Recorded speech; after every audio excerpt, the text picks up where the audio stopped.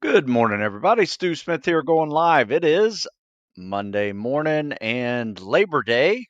So I hope you're enjoying a 3-day weekend if you can. And you've labored today already.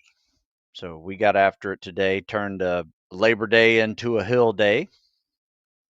Classic Monday workout during the summer run and calisthenics peak cycle. Last night, not sure if you were on, but we had a never quit mindset weekend, and we discussed Man's Search for Meaning with Viktor Frankl. Great book. If you haven't read it, go check it out. It's up on my YouTube channel in the live section because we did have a brief discussion on the science of never quitting, which I think Viktor Frankl has come really close to creating a long time ago. And how his experiences we can apply to our own lives and have that never quit mindset as well. Let's see. And today I'm going to talk about while you guys congregate, focusing on your weaknesses and specifics of your future training will yield the outcome you desire, which is graduate from high attrition rate selection programs. You can call it buds, you can call it whatever Spec Ops program you are doing, ones that have high attrition rates and it is competitive to get into. It is super challenging to get through, and it requires what I'm about to discuss in order to graduate. And what is that? So you can check out in the description, I put an article in there that discusses this topic in full. In fact, let me make sure I pull it up right for you guys. Get through. Yeah, here's the article. It is titled Prepare to Get Through the Training, aka Graduate. So, this is really part 2 of tactical fitness. And I think this is where most mistakes are made in selection prep. And you can see it in probably at least a third of the people who show up, maybe even 50% in some instances. So a third to half your class are not prepared to get through the training. They did everything right to get to the training. They passed a fitness test, they got through medical, got through the ASVAB, did all those things. But that's all they did. They didn't focus on the actual training that is the actual test. The PST is not the test that gets you through buds. It gets you to buds. To get through buds, you have to actually do a little research and say, oh, I have 4-mile timed runs to master every week on tired legs. I have 2-mile swims with scuba fins to do every week. I have obstacle courses that I need to do. I have soft sand runs that I need to prepare for. Oh, and the first 4 weeks are going to really suck because I have logs and boats and Hell Week to endure. That's where most of the attrition is. And then pretty much any Spec Ops selection, there's about 4 to 5 weeks that just really suck. And for buds, specifically, it's that first cycle, first phase. And there are people quitting every day all around you. And you might start with 100, maybe even 200 people, somewhere in that range. And by the time you get to Hell Week, you're probably down to 50. So, yeah, most people aren't prepared for that. How do you prepare for it? Well, you need to give yourself some time. In fact, this morning I had a text or an email sent to me. It said, "Hey, Stu, I just passed the PST. I'm shipping out in October. What should I do next?"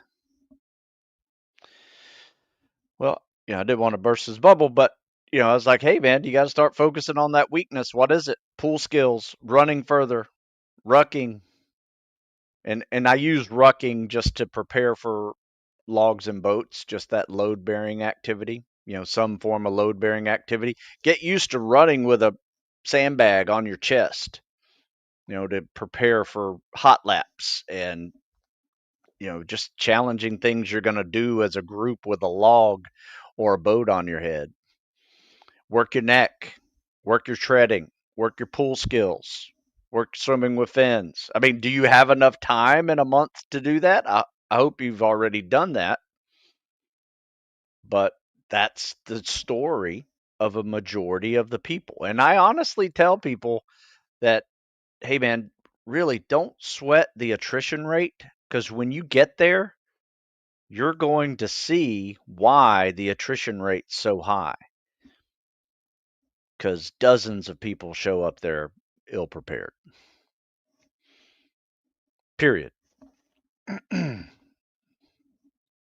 So you got to put in the time and be a little more squared away on that stuff. I do have time for questions today if you guys have them. So the way this works, if you haven't been on a live Q&A with me, the way this works is I usually chat a little bit, 5-10 minutes about a topic that I'm writing about. And then start taking questions afterwards as you guys want to ask. An article I'm writing right now is I'll send that in probably tomorrow morning, since it's Labor Day. I'm not sure my editors are even at work today. They could be. I'll have it done today and send it to them, but it's for military.com, writing about grip and leg strength. A lot of interesting studies, not just for optimal performance, that these two things are the foundations for optimal performance, because if you want to run, if you want to do load bearing activities, you got to have leg strength. If you want a strong core, you want strong upper body, you got to have grip strength. Those two together,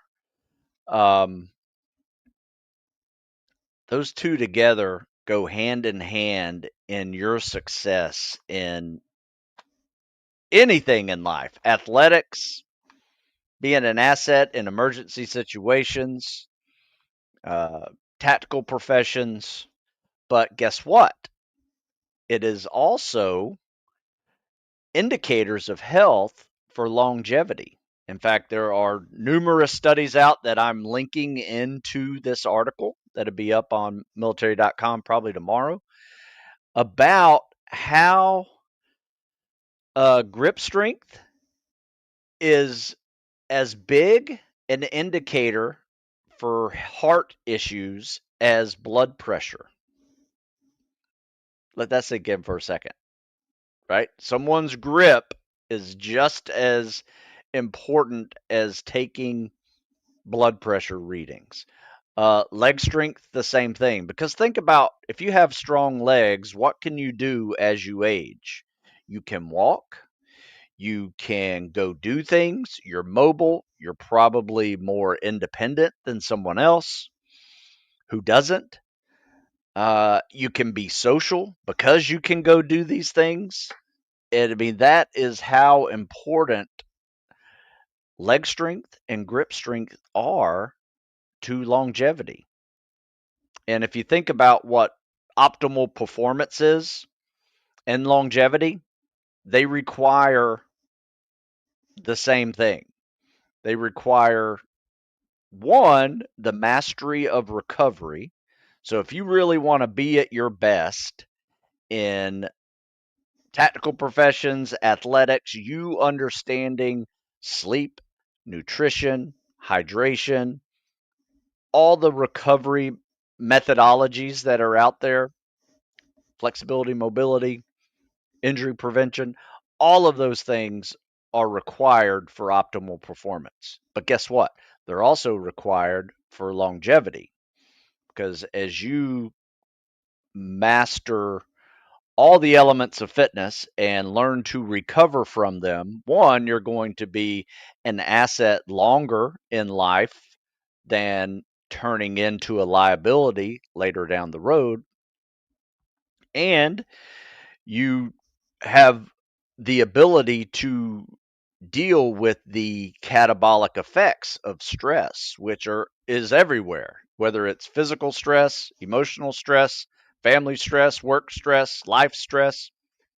It's around us everywhere. And the better we get at recovering from those life stresses, um, the better we are at living longer and healthier lives. Because unmanaged stress becomes chronic stress, which becomes pretty much all the major ways to die for humans. Where eventually it's going to happen, but you can definitely make your last decades on this earth a lot more enjoyable and fruitful by actually adhering to the mastery of recovery, learning everything you can about that, just applying everything you did as an athlete to what you're doing now when you're older or in the future when you're older, but maintaining strength in your legs and strength in your grip. It's going to be life changing for you. So don't neglect it. Looks like we got a few questions coming around from folks on this Labor Day morning. Let's see what we got here. JP says, have a great Labor Day, coach. Always appreciate your candor when providing comments. Well, thank you. I appreciate it. One of these days, you got to link up with us. I saw you were in our stomping ground of Annapolis a while back ago, and you got to link up, join a workout with us. I think you'll enjoy our workout group. Did you have a favorite Spec War unit that you worked with, and why?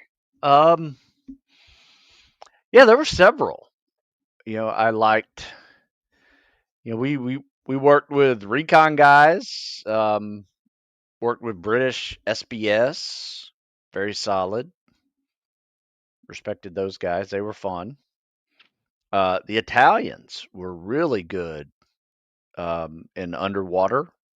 They're Incassori groups. In fact, we took them on our sub, did some submarine lockouts and SDV work with them.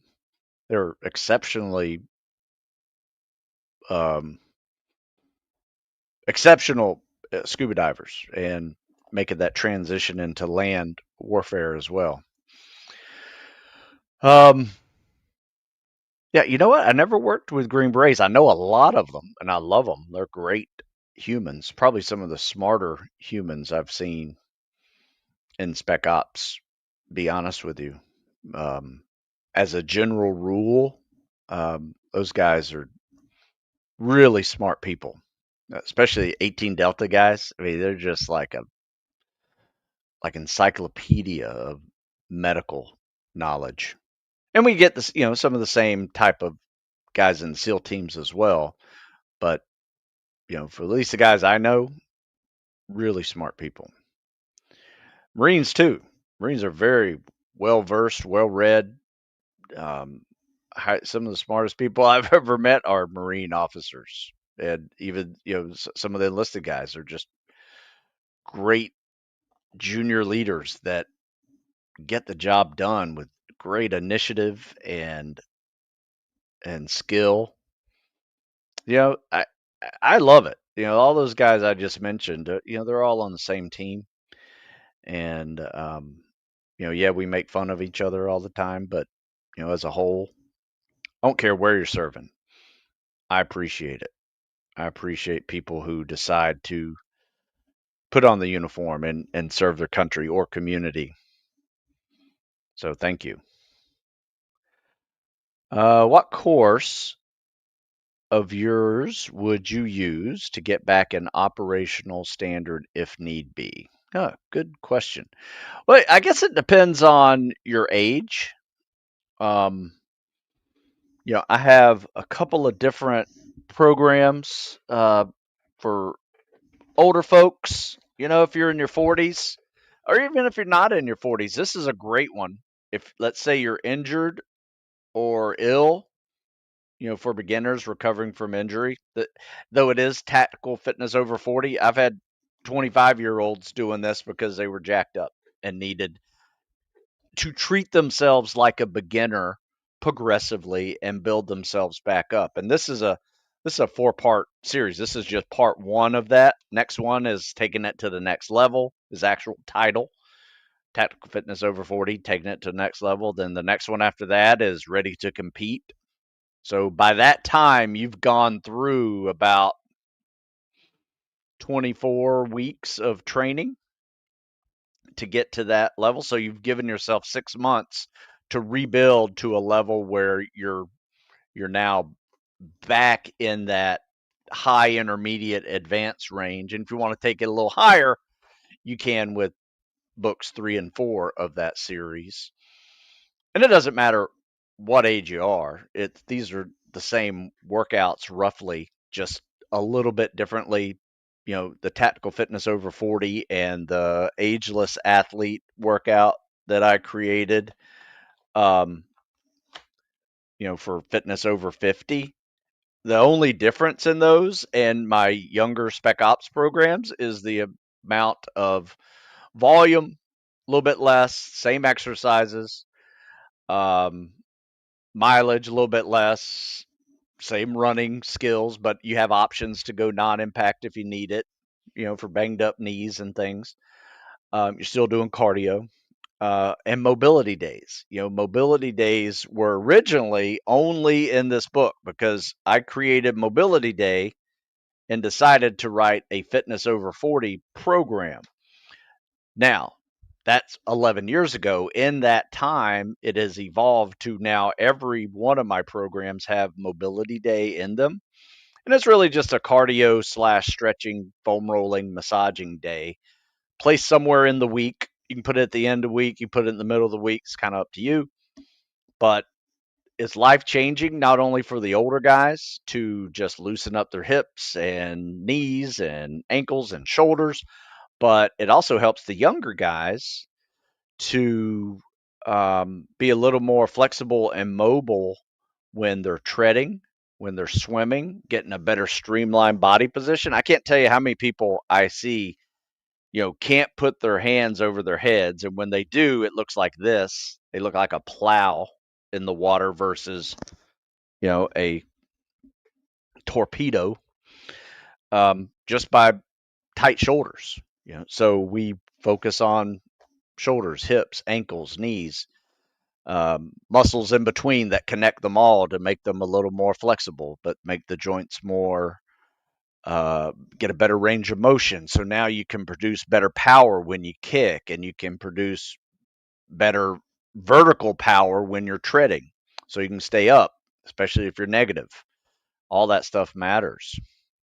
So let's see. Let's take another question, but good question. Uh, that's where I would go. But, all my other ones are progressive workouts too. They're just kind of like take you from high intermediate to advanced levels, especially in the Spec Ops ones. I do have beginner ones or low intermediate beginner level that take you up to high intermediate. Some of the general fitness ones like the PFT Bible. Um, let's see what else. There's some general fitness one. TRX is a little more advanced. I have a TRX workout. How I you know use the TRX in my Spec Ops program, so I would consider that one a more advanced one. But yeah, if you have a question about any specific books, just ask. You can email me, stu@stewsmith.com. Happy to um, do that for you. Let's see. Questions. All right, so Jose says, Stu, in the pull-up, push-up, squat, half pyramid warm-up, should we do pull-ups times 1, push-ups times 2, squats times 3 for each set? No. If I wanted you to do that, I would write times one, times two, times three for you. They're all times one because the goal is it's a warm up, right? So not everybody can do 55 reps of pull ups and call it a warm up. So, 110 push ups and 165 squats for a warm up for some is doable, but for not everybody. But this is a true warm up. I just want you moving. So when you do a 1 to 10 half pyramid, or you can call it a 1 to 10 ladder, at the very top of the column, like most of my workouts have that as a warm up because it's just my favorite warm up. Sometimes it's a mile run, sometimes you can kind of see it right here. Pull up, push up, half pyramid, 1 to 10 warm up, and you're jogging 100 yards in between each. So usually we do this on an outdoor pull up bar. If you can do it indoors, that's fine too, but a little bit difficult sometimes. Sometimes you just do jumping jacks for 20 seconds in between, or run in place. Jump rope in between if you don't have 100 yards available. Let's say you're doing pull ups in a door jam in your house. Just do jumping jacks or something as your warm up. So do one pull up, one push up. You got 100 yards to replicate. Either that's 100 yards, um, that's a 100-yard run, jog, mix some dynamic stretches in there. We usually do that. Or you just stay in one spot, jump rope, jumping jacks, run in place, whatever you feel like. Whatever floats your boat. Then you go 2-2, 3-3, 4-4, or in your case, 3-3-3, 4-4-4, 5-5-5, up to 10-10-10. That's a total of 55 reps of each. And that is a warm up. That's all. It's a warm up. If you go much further and you come all the way back down, it quits becoming a warm up, because I want to try to be done with a warm up in, 10, 15 minutes. Usually most of us are. Stu, did you ever enjoy long ocean swims, or are they just universally hated? I find them really boring and would appreciate some mental tips to stay switched on during them.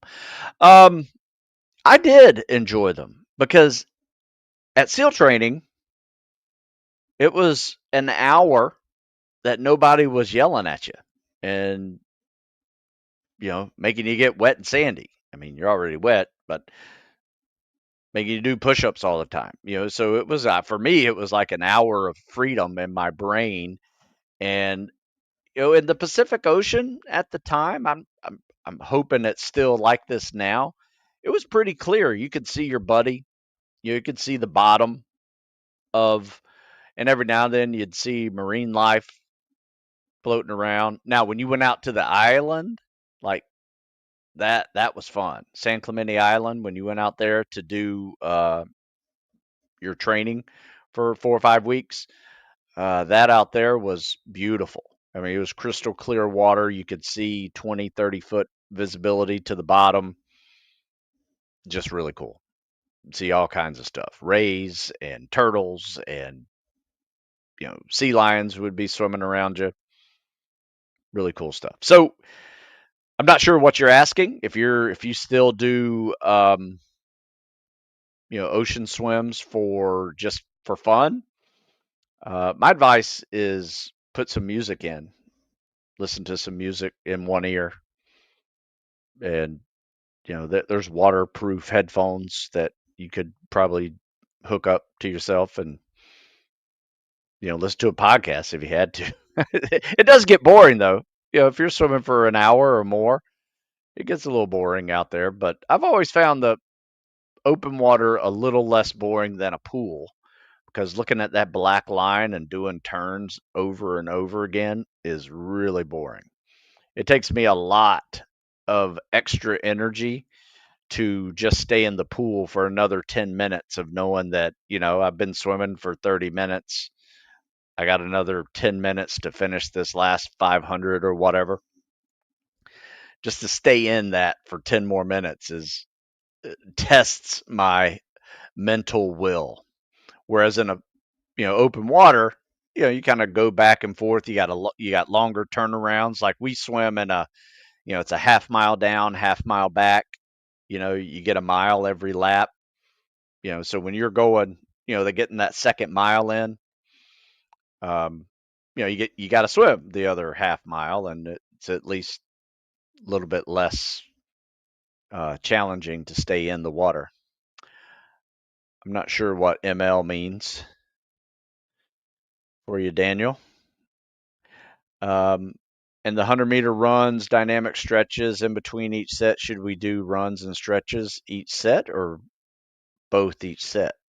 Oh, it's a mix of both. In fact, the way we do it, you're either jogging, or let's say you do 80 meters of jogging, and you got 20 meters of butt kickers or high knees. You don't have to do the whole thing. It's not that regimented. Don't overthink it. If you need a little dynamic stretches, mix in some butt kickers and Frankenstein walks and side steps. Just loosen things up. Yeah. Don't don't beat yourself up about making it harder. It's a warm up. Hello, sir. During the 25-meter swims with hands and feet tied up, can we swim in sideways so that it would be easy to breathe by rotating the body and doing dolphin kicks? Yeah, you can breathe however you want. You can breathe looking straight up. You can breathe to the side. Some people are on their back doing it, but I'm not sure where you get these 25 meters from, because any drown proofing drill you do, it's going to be 100 meters. I mean, maybe you're doing 25 meters is what you meant, but the distance is 100 meters in the actual drown proofing test. Let's see. Did I get everybody over here? Looks like it. How about over here on Instagram? Stu, do I still live on the yard? No. No, I haven't lived on the yard since 1999. I live about 10 miles from the yard, and I'm there quite frequently. Let's see. Looks like I've answered all the questions. So if you guys don't have any more questions, I'll stick around for a minute. One other thing that I forgot to mention about that article I'm writing about grip strength is, if you think about it, if you have strong grip strength, you are now capable of carrying things, whether that is a weight on one hand or both hands, and walking with it like a farmer walk exercise. I personally, when I do farmer walk exercises, just hold it in one hand, and that forces the other side of my body to counterbalance that, and it is a great core activity. So just by having a strong grip and being able to hold on to these weights or hang on to a pull-up bar, you are working both shoulder mobility, you're working shoulder strength, you're working arm strength, you're working core stability and strength, and you add walking into it. Now you're helping yourself with balance. Um, I mean, it is just a life-changing activity for you whenever you are doing anything that strengthens your grip or strengthens your legs, because those two alone allow for so much other activity to be accomplished, whether that is walking around, being social, getting things done around the house, just being a little more independent as we age. I mean, it is by far probably the two most important things. And some of the things they're finding with elder populations about those with grip strength and leg strength is really remarkable, to a point of, yes, I would still recommend going to get your annual physical and blood work done, because there are things that you just can't see that need to be addressed in your health and wellness. But the fact that you can do a few things and see progress, and know that because I'm having a better grip and better leg strength, I am now healthier and have um, less chronic illness than the average person. And the science says it. I'm not just making this stuff up. All right. So here's a good question from Logan. Stu, just swam open water this morning with fins, was surprised that I was just as fast as being in the pool. Could this be because you don't have to stop and turn every 25 yards? Absolutely. That's the main reason. I've always seen folks get faster in open water if, and this is a big if, they can swim straight. Now, sometimes when you're swimming in the ocean, it's real easy, especially if you have jacked up shoulders whenever you're trying to glide and you're looking like this, right? If your glide looks like this, you're swimming like a banana. And and if you just closed your eyes for about 3 minutes and swam like that, you'd probably would swim in a 360 complete circle. Seen it happen. It's kind of funny. Um, so that's when you know that a kick. You favor your left kick over your right kick. You're just gonna be like a one-legged duck and swim in a circle. It happens. So you have to counterbalance that. You have to practice both sides. You have to work that shoulder mobility so you're not all tight whenever you do the glides. Um, but that's the big if. So the fact that you could swim just as fast or even a little faster than you did in the pool just shows that you are swimming straight, right? And not constantly veering off and having to self-correct. If you're doing this, you know, in a in the open water, you're adding distance to your swim. And the best way to do that is just every 5 to 10 strokes, just look up and make sure you see where you're going. Right? You might not be able to see the buoy that's right here, but you might see the big tall tree that's behind the buoy, or the building that's behind the buoy, or the bridge, or whatever. And you're just guiding in. So now you don't have to look up so high to try to find this little buoy at a mile away if you're doing a 2 mile swim. And um,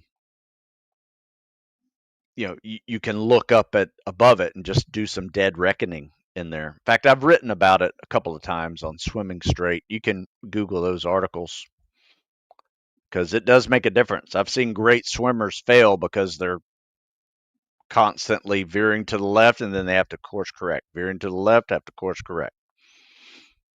They just add distance to themselves. Jose says, Peter Attia. If you don't know who Peter Attia is, I definitely recommend reading his book because he's very popular too on social media. He writes about he's a doctor that writes about longevity and talks about it as if it's a art or a science. In fact, that's his article. That's his name. Like Outlive the Art and Science, or the Science and Art of Longevity. Good book, definitely. Peter Attia, I think I have it on audiobook. I listen to it when I'm in the car.